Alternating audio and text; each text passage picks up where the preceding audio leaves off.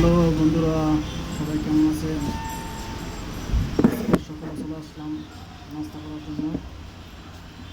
একটা ডিম নিলাম, একটা পোয়াটা নিলাম, এটা আপনার রোল করে আর কি খাচ্ছি। পোয়াটা খুব মজা হয়েছে। লবণ কমাইলে যা পোয়াটায় ডিমে।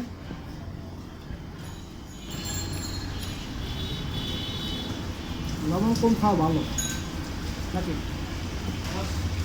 লবণ কম হয়েছে না, লবণ কম খাওয়া ভালো।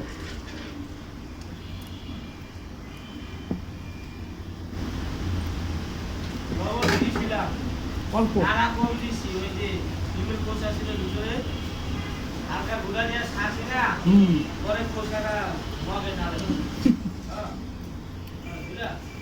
ভাই আমার ডিম বই দিচ্ছে, লবণ কমেছে, সমস্যা নেই। ডিম ছাড়াও ডিম ভালো, লবণ ছাড়াও ডিম ভালো লাগে।